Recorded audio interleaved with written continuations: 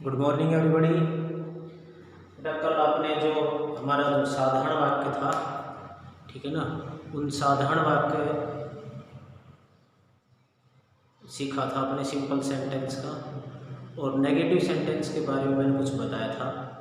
Negative sentence में क्या होता है कि नेगेटिव सेंटेंस में सहायक क्रियाएं शुरू हो जाती हैं, और इस टेंस में जो सहायक क्रिया है वो है हमारी डू और डज। डू का जो प्रयोग है वो डू का प्रयोग बहुवचनकर्ता के साथ, और डज का जो प्रयोग है वो डज का प्रयोग है वो एक वचनकर्ता के साथ करते हैं। इसमें एक चीज़ आई है नोट, तो नोट का प्रयोग है वो सहायक क्रिया के बाद, और जो मेन वर्ब है उस मेन वर्ब से पहले, अर्थात हमेशा तीसरे नंबर पर किया जाता है। और एक डू डज एक ऐसी सहायक क्रिया है जिसके साथ हमेशा वर्ब की फर्स्ट फॉर्म का प्रयोग किया जाता है। ये कल मैंने आपको बताया था। कुछ मैंने आपको सेंटेंस भी दिए थे, वो आपने कर लिए होंगे, ठीक है। उसको एक दिन होमवर्क में के माध्यम से चेक कर लेंगे। तो आज मैं इसके कुछ नेगेटिव सेंटेंस के कुछ एग्जाम्पल्स हैं, उदाहरण हैं, वो मैं करवा देता हूँ।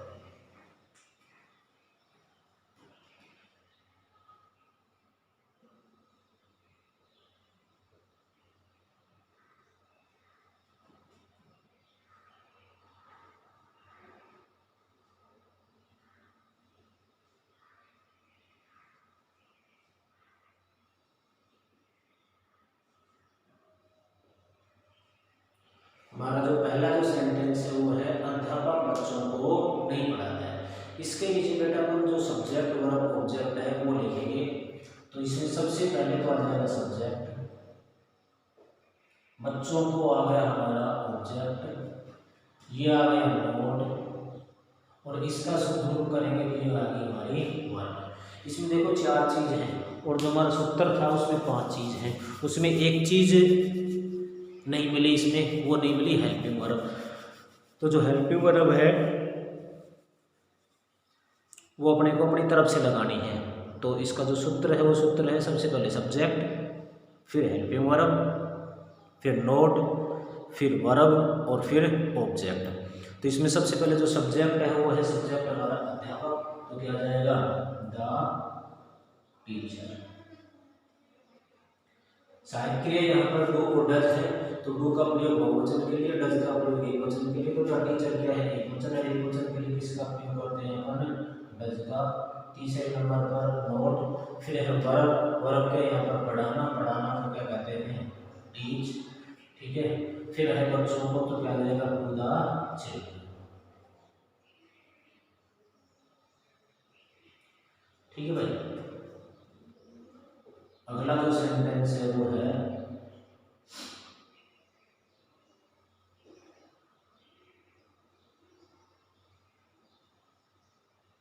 कारीगर इमारत नहीं बनाता है। ये तो हो गया हमारा सब्जेक्ट, ये हो गया ऑब्जेक्ट, ये हो गया नोट, और ये है वर्ब। सूत्र में सबसे पहले सब्जेक्ट है, सब्जेक्ट क्या है इसका कारीगर, कारीगर को बोलते हैं मैसन, ठीक है ना। ये एक वचन है, एक वचन के लिए डज का प्रयोग, तो डज, फिर नोट, फिर है बनाना। बेटा बनाना को देखो अपन मेक भी बोलते हैं, लेकिन अलग अलग जो चीज़ है वो अलग अलग चीज़ के लिए अलग अलग आती है। भोजन बनाना तो वहाँ पर कुक फूड आता है, ठीक है ना।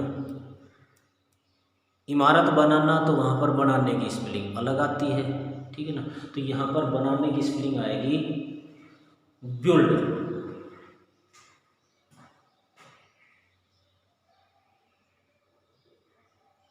बिल्ड, बिल्ड का मतलब होता है निर्माण करना, ठीक है ना। और इमारत होती है वो बनाई नहीं जाती, उसका निर्माण किया जाता है। सड़क है वो बनाई नहीं जाती, उसका निर्माण किया जाता है। तो यहाँ पर आ जाएगा बिल्ड, और फिर आ जाएगा बिल्डिंग। ऑब्जेक्ट इसका क्या है इमारत, और इमारत को कहते हैं बिल्डिंग, ठीक है ना।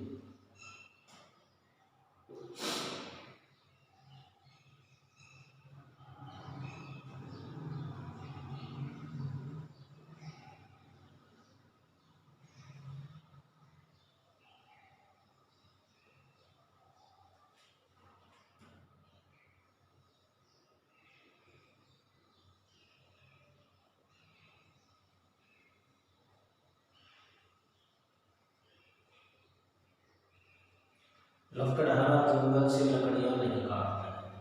तो लकड़हारा हो गया हमारा सब्जेक्ट, जंगल से लकड़ियाँ ये हो गया ऑब्जेक्ट, नहीं हो गया नोट, काटना वर्ब। ठीक है, तो सबसे पहले तो सब्जेक्ट द वुड कटर, सहायक क्रिया डज, तीसरे नंबर पर नोट, फिर वर्ब कट। अब यहाँ पर देखो पहली बार आया है ऐसा सेंटेंस, ऑब्जेक्ट में दो या दो से ज़्यादा शब्द हों। ध्यान से सुनना, ऑब्जेक्ट में दो या दो से ज़्यादा शब्द हों तो उसका अपने को एक तरीका है। वो तरीका क्या है कि ऑब्जेक्ट में जो सबसे लास्ट में, केवल ऑब्जेक्ट की बात कर रहे हैं, ऑब्जेक्ट में जो सबसे लास्ट में जो शब्द है उसको तो पहले लिखते हैं, पहला जो शब्द है उसको लास्ट में लिखते हैं। तो यहाँ पर जो जंगल से लकड़ियाँ, तो लकड़ियाँ तो क्या हो गया, लास्ट में हो गया, इसको तो अपन पहले लिख देंगे, और जंगल से है उसको लिख देंगे बाद में। तो लकड़ी, लकड़ी को कहते हैं वुड। ठीक है ना भाई, ये जो वुड है ये अपने आप में एक वचन भी है और बहुवचन भी है। इसके एस लगाने से इसका अर्थ चेंज हो जाएगा। ठीक है ना, ऐसे मैंने कुछ करवा रखा है आपको। ठीक है ना, तो वुड ही आ जाएगा। फ्रॉम मानी से, और जंगल को कहते हैं फॉरेस्ट। तो वाक्य बन जाए the woodcutter does not cut wood from forest. ठीक है, ये तो था हमारा नेगेटिव सेंटेंस। ठीक है, और देख लो सेंटेंस,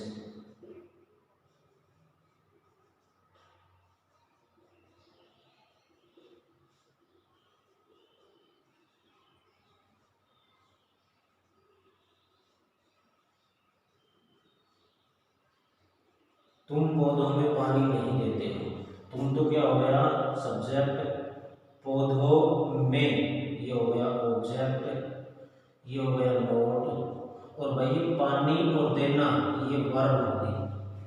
अंग्रेजी में पानी देना एक ही है, यहाँ पर पानी और देना अलग अलग नहीं आएगा। पानी देना एक ही है, तो यहाँ पर वर्ब आपको दिखाई दो दे रही है, लेकिन वर्ब दो है नहीं, वर्ब एक ही है। दिखाई दो दे रही है, दिखाई इसलिए दे रही है कि पानी और देना। ठीक है ना, क्योंकि पानी के नीचे भी वर्ब है और देना के नीचे भी वर्ब है, तो ये एक ही है, तो इसको एक साथ ही लिखेंगे। तो सबसे पहले सब्जेक्ट आ जाएगा इसका यू, क्या है बहुवचन करता है, बहुवचन के लिए किसका प्रयोग करते हैं यू का, तो यहाँ पर आ जाएगा डू, फिर नोट। ठीक है ना, फिर पानी देना, पानी देना को कहते हैं वाटर। यहाँ पर गिव वाटर नहीं आएगा, तो अभी आप यहाँ पर ये सोचना अब यहाँ पर देना की स्पेलिंग अलग आ जाएगी और पानी की अलग आ जाएगी ना। यहाँ पर वाटर का मतलब ही होता है पानी देना। अंग्रेजी में वाटर का मतलब ही वर्ब है ये वाटर। ठीक है ना, तो वाटर, वाटर्ड और वाटर ये फॉर्म होती है इसकी। तो यहाँ पर पानी देना का मतलब ही आ जाएगा वाटर। ठीक है, पौधों में तो क्या आ जाएगा in the plants.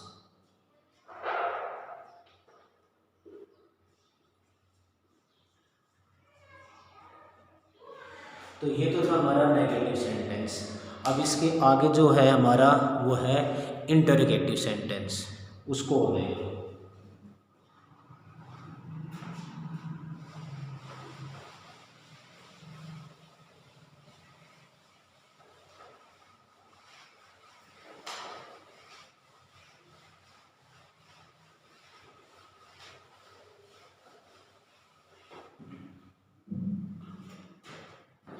Interrogative sentence,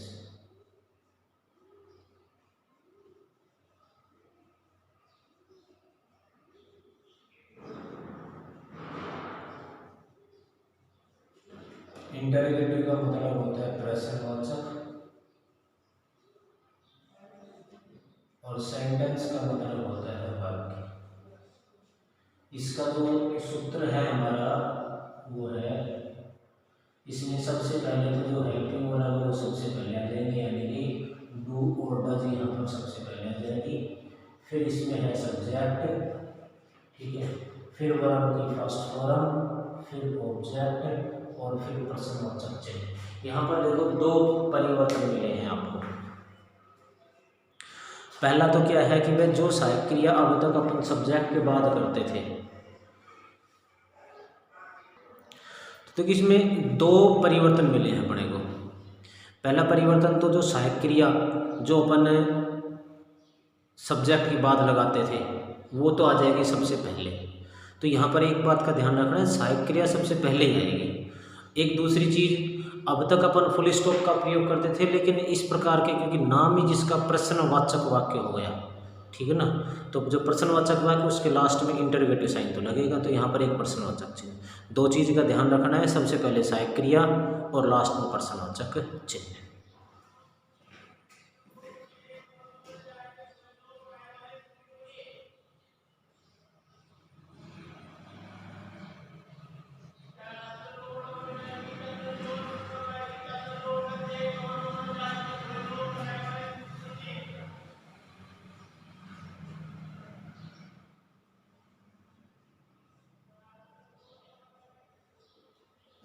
वाक्य हमारा, क्या वह स्कूल में विज्ञान पढ़ाता है। तो इसके नीचे जब अपन सब्जेक्ट वर्ब ऑब्जेक्ट लिखेंगे तो किस तरीके से लिखेंगे वो देखना है। यहाँ पर जो वाक्य में प्रयुक्त जो क्या शब्द है ना भाई, ये क्या शब्द ही हमारी हेल्पिंग वर्ब बन जाता है। देखो अब तक हमारा हेल्पिंग वर्ब मिलती नहीं थी वाक्य में। नेगेटिव सेंटेंस में हेल्पिंग वर्ब कहाँ से मिली? हेल्पिंग वर्ब नहीं मिली, हेल्पिंग वर्ब तो अपनी तरफ से लगानी पड़ी थी। यहाँ पर जो हेल्पिंग वर्ब है वो मिल गई। जो क्या जो शब्द है ना, ये हमारी क्या बन जाती है? हेल्पिंग वर्ब ही बन जाती है। तो सबसे पहले ये हमारी हेल्पिंग वर्ब है, वह है, ये हमारा सब्जेक्ट बन गया। स्कूल में विज्ञान, ये है हमारा ऑब्जेक्ट। पढ़ाता है ये वर्ब और ये प्रश्नवाचक। इस सेंटेंस में जितनी भी चीज़ थी सूत्र में, वो सारी की सारी चीज़ अपने को यहाँ पर मिल गई है। देखो हेल्पिंग वर्ब थी वो हेल्पिंग वर्ब मिल गई है, सब्जेक्ट था वो सब्जेक्ट मिल गया है, फिर इसके बाद वर्ब थी वो वर्ब मिल गई है, ऑब्जेक्ट था वो ऑब्जेक्ट मिल गया है, प्रश्नवाचक चिन्ह है वो प्रश्नवाचक चिन्ह मिल गया है। लेकिन अब इसको जो हमारा हिंदी के वाक्य के नीचे ये helping verb, subject, object, verb और प्रश्नवाचक चिन्ह लिख रखा है, इसको जो हमारा सूत्र है ऊपर, उस सूत्र के हिसाब से लगाना है। तो सूत्र में सबसे पहले क्या है भाई? Helping verb. अब अपन यहाँ पर सबसे पहले ही हेल्पिंग वर्ब का प्रयोग करेंगे। इसके लिए भाई अपने को सब्जेक्ट देखना पड़ेगा, क्योंकि सब्जेक्ट के आधार पर ही हेल्पिंग वर्ब का प्रयोग होता है। यदि आपने सबसे पहले बगैर सब्जेक्ट को देखे यदि हेल्पिंग वर्ब लिख दी तो गलत हो सकती है। आपने लिखी एक वचन की, आगे बहुवचन करता हो तो दिक्कत है, बहुवचन करता है एक वचन की लिख दी तो दिक्कत। तो इसके लिए अपने को सबसे पहले इस वाक्य का सब्जेक्ट देखना पड़ेगा। सब्जेक्ट क्या है भाई? वह भी कैसा है? लास्ट में ता है, यानी पुल्लिंग के लिए है, तो यहाँ पर किसका प्रयोग होगा? ही। अच्छा ही, अब सब्जेक्ट तो पता लग गया, ही क्या है? एक वचन करता। एक वचन करता के लिए तो किसका प्रयोग करते हैं? डज का। तो यहाँ पर आ गया डज। फिर आ गया, ये हो गया पहला पार्ट हो गया। फिर इसके बाद सब्जेक्ट है ही, ये सब्जेक्ट भी हो गया। फिर वर्ब है पढ़ाना, पढ़ाना को क्या कहते हैं? टीच, ये वर्ब भी होगी। ऑब्जेक्ट क्या है? स्कूल में विज्ञान। तो अभी मैंने बताया था कि ऑब्जेक्ट में जब दो या दो से ज़्यादा शब्द हो तो उसको इंटरचेंज कर देते हैं। इंटरचेंज का मतलब जो ऑब्जेक्ट में लास्ट शब्द हो तो पहले आ जाएगा और जो पहले शब्द है वो लास्ट में चला जाएगा। तो यहाँ पर आ जाएगा साइंस, और फिर इन द स्कूल, और लास्ट में क्या कर दिया? ऑब्जेक्ट हो गया प्रश्नवाचक चिन्ह, तो लास्ट में प्रश्नवाचक चिन्ह। यहाँ पर प्रश्नवाचक चिन्ह का बहुत इंपॉर्टेंट स्थान है भाई। तो वाक्य बन गया हमारा, does he teach science in the school. ठीक है।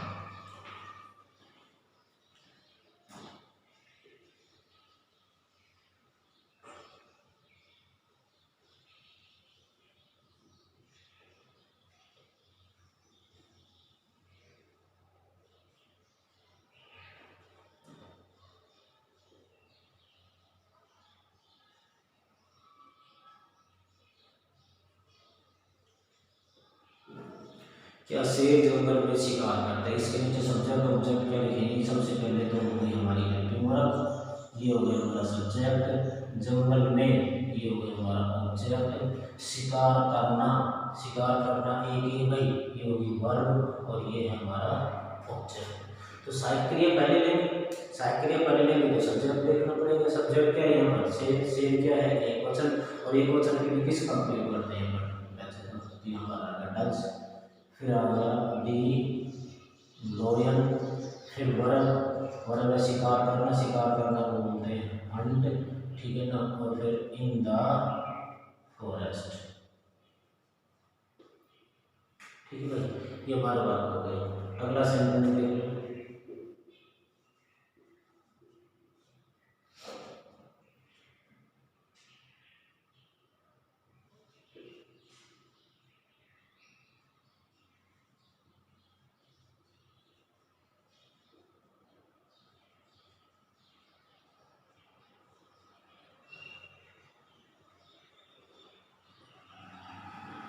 क्या वे कक्षा में आवाज करते हैं? तो ये तो होगी हमारी हेल्पिंग वर्ब, ये सब्जेक्ट, कक्षा में ऑब्जेक्ट, और आवाज करना ये होगी हमारी वर्ब, और ये प्रश्नवाचक चिन्ह। तो सबसे पहले सहायक क्रिया क्या है? डू या डज में से डू, क्योंकि उनकी बात करता क्या है हमारा बहुवचन, और बहुवचन के लिए किसका उपयोग करते हैं? डू का। फिर आ जाएगा दे, फिर आवाज करना तो आ जाएगा मेक ए नॉइज। इस मेक ए नॉइज का मतलब होता है आवाज करना। फिर कक्षा में क्या जाएगा? इन द क्लास, और प्रश्नवाचक चिन्ह। ये हमारा हो गया do they make a noise in the class, ठीक है। इससे जो अगला जो सेंटेंस है वो है हमारा इंटरोगेटिव नेगेटिव सेंटेंस। इसमें एक चीज लग जाएगी एक चीज लग जाएगी भाई, सब्जेक्ट के बाद क्या लग जाएगा? नोट लग जाएगा बस, क्योंकि इंटरोगेटिव नेगेटिव सेंटेंस है ना, तो नेगेटिव सेंटेंस में नोट का प्रयोग किया जाता है। कल ही समझाया था कि नोट का प्रयोग हमेशा तीसरे नंबर पर किया जाता है।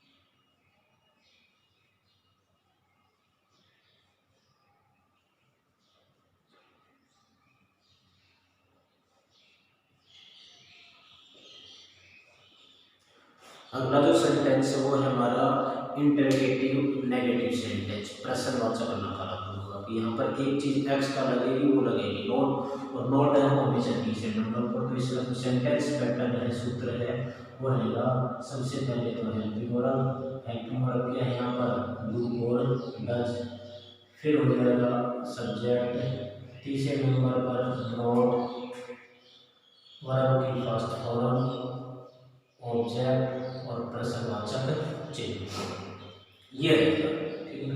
नोट के बारे में मैंने आपको बता ही दिया कि नोट है वो यहाँ पर देखो क्रिया व सहायक क्रिया से ना, सहायक क्रिया के बाद और मेन वर्ब से पहले। तो यहाँ पर तो भाई सहायक क्रिया तो पहले आ गई, ठीक है ना, यहाँ पर क्रिया से पहले तो देखो तीसरे नंबर पर ही लग गया, ठीक है ना। हेल्पिंग वर्ब एक नंबर पर होगी, सब्जेक्ट 2 नंबर पर हो गया, नोट तीसरे नंबर पर हो गया, चौथे नंबर पर वर्ब होगी, 5वें नंबर पर ऑब्जेक्ट होगा, 6ठे नंबर पर प्रश्नवाचक चिन्ह हो गए, ठीक है। इसका उदाहरण देख लो।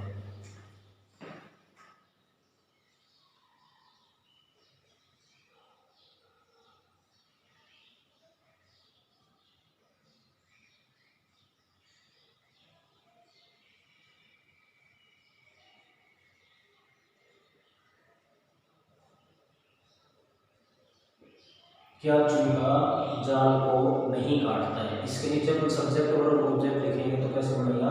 ये तो होगी हमारी हेल्पिंग वर्ब, ये हो गया सब्जेक्ट, जाल को ये हो गया ऑब्जेक्ट, ये हो गया नोट, ये वर्ब, और ये प्रश्नवाचक। सूत्र में सबसे पहले क्या है? सहायक क्रिया। सहायक क्रिया लगाने से पहले अपन कर्ता देखेंगे, कर्ता क्या है इसका? चूहा। चूहा क्या है? एक वचन, और एक वचन के लिए किसका प्रयोग करते हैं अपन? डज का। तो डज, फिर सब्जेक्ट आ जाएगा माउस, तीसरे नंबर पर नोट, फिर वर्ब कट, फिर ऑब्जेक्ट जाल को दी नेट और प्रश्नवाचक चिन्ह। ठीक है, does the mouse note cut the net.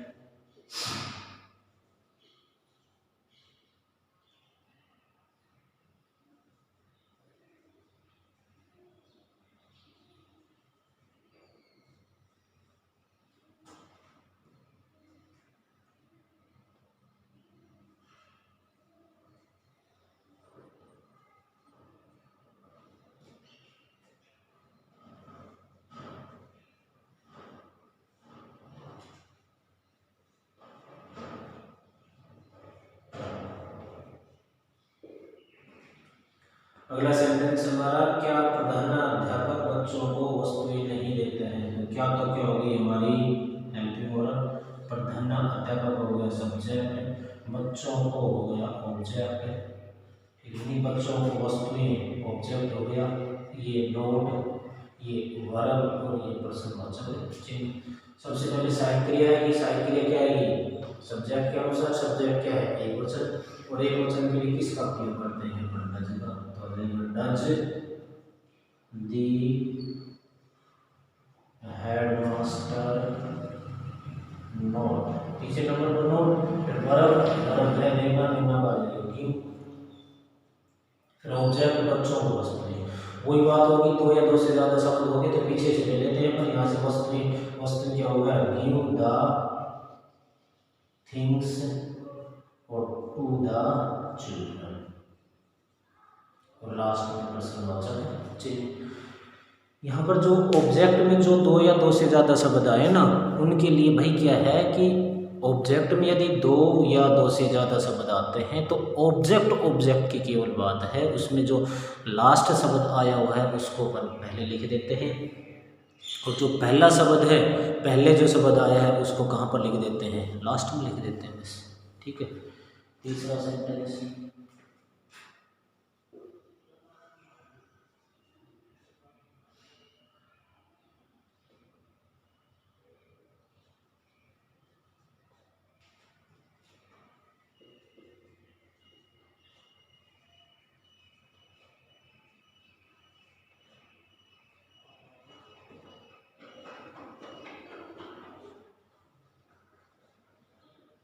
क्या तुम अपना काम नहीं करते हो।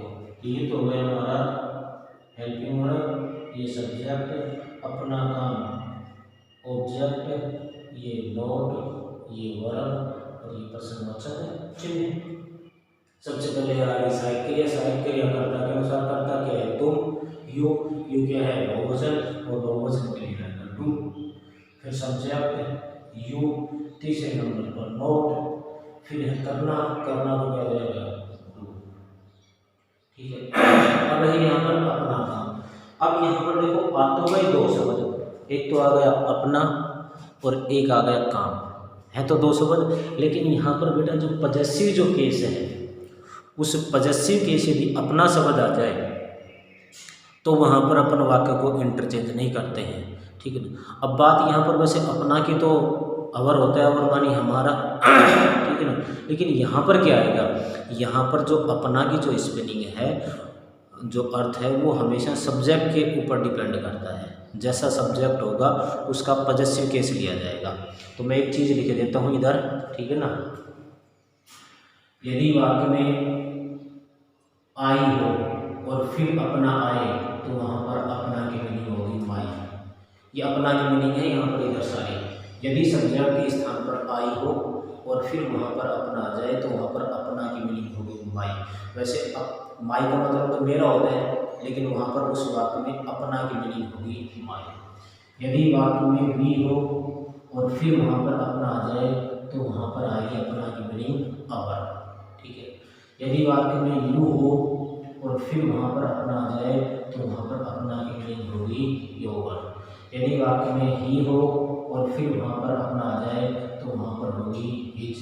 यदि वाक्य में सी आ जाए और फिर अपना आ जाए तो वहाँ पर होगी हर।